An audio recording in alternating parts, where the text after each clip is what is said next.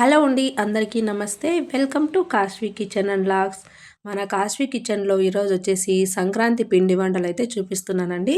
సంక్రాంతికి ఎన్నో రకాల పిండి వంటలు అందరూ చేసుకుంటూ ఉంటారు కదా. అందులో ముఖ్యంగా మనము బియ్య పిండితోటి మురుకులు అనేవి చేసుకుంటుంటాం కదా. సో ఆ బియ్య పిండి మురుకులు చాలా ఈజీగా వంట రాని వాళ్ళు కూడా ఈజీగా చేసే విధంగా ఈరోజు చేసి చూపిస్తున్నానండి. చాలా సింపుల్గా అయిపోతుంది ప్రాసెస్ అనేది. వీడియో అయితే ఎక్కడగా స్కిప్ చేయకుండా చివరి వరకు చూసేయండి. సో ముందుగా ఒక బౌల్ తీసుకొని అందులోకి ఒక జల్లెడ కూడా పెట్టేసుకొని ఒక కప్పు బియ్యపిండి, అలాగే ఒక కప్పు బియ్యపిండికి 1/4 కప్పు శనగపిండి యాడ్ చేసుకొని మంచిగా జల్లించుకోండి. ఇలా జల్లించుకోవడం వల్ల ఉండలుగా ఉన్న పిండి ఏదైనా ఉంటే మనకు జల్లెడలోకి వచ్చేస్తుంది. ఇప్పుడు ఈ పిండిలోకి ఒక స్పూన్ వరకు ఉప్పుని, అలాగే ఒక స్పూన్ జీలకర్ర, ఒక స్పూన్ నువ్వులు, నేను నల్ల నువ్వులు తీసుకుంటున్నానండి. సో అలాగే ఒక స్పూన్ కారము, ఒక స్పూన్ నెయ్యి కూడా యాడ్ చేసుకొని అంతా కూడా ఒకసారి బాగా మిక్స్ చేసుకోండి. సో నెయ్యి యాడ్ చేసాం కాబట్టి చేత్తోటి పిండిని ఇలా రబ్ చేసుకుంటూ కలుపుకోండి మంచిగా. అప్పుడంతా కూడా ఈక్వల్గా కలిసిపోతుంది. ఇలా అంతా కలుపుకున్న తర్వాత ఇందులోకి కొద్దిగా వేడి నీళ్ళు అయితే వేసుకుంటూ పిండి అంతా కూడా సాఫ్ట్గా కలుపుకోవాలి. సో ఒకేసారి ఎక్కువ వేయకండి.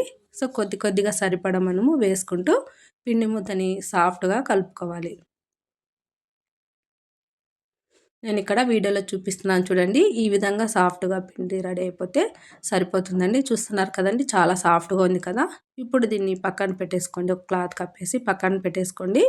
ఇప్పుడు మీ దగ్గర ఉన్న మురుకులు వేసుకునే దానికి ఎలాంటి మురుకుల మేకర్ ఉన్నా పర్లేదు, అది తీసుకొని నా దగ్గర ఈ చిన్న సైజు ఉందనమాట. ఇందులో సింగిల్ స్టార్ గుర్తున్న బిళ్ళనైతే అయితే తీసుకుంటున్నాను.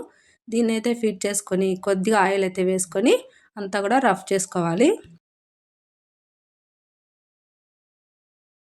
ప్రతిసారి వేయాల్సిన అవసరం లేదనమాట. అంటే అంటుకోకుండా మనకి ఈజీగా పడేదానికి ఫస్ట్ ఒకసారి ఆయిల్ అయితే అప్లై చేసుకుంటే సరిపోతుందండి. ఇలా ఆయిల్ అప్లై చేసిన తర్వాత ముందుగా కలిపి పెట్టుకున్న పిండిని ఇందులో అయితే వేసుకోవాలి. సో చిన్నది కాబట్టి ఇది నేను కొద్దిగా పిండిని అయితే తీసుకుంటున్నానండి. సో మీ దగ్గర పెద్ద సైజు ఉంటే అంతా కూడా ఒకేసారైనా వేసేసుకోవచ్చు. సో ఇప్పుడు నేను వేసి చూపిస్తున్నాను చూడండి, ఈజీగా పడిపోతుంది.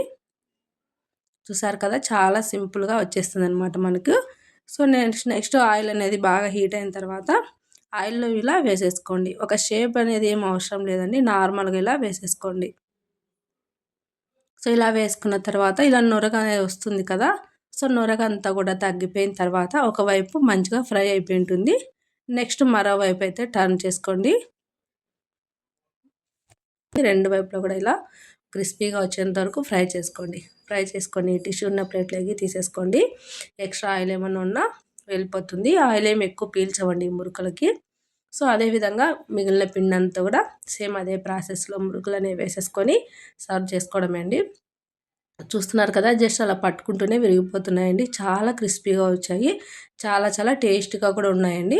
సో అన్నీ కూడా ఈ విధంగా చిన్న ముక్కలుగా వేసేసుకొని మనం సర్వ్ చేసుకున్నామంటే ఎంతో టేస్టీగా ఉండే బియ్యపిండి మురుకులు అయితే రెడీ అయిపోతాయండి.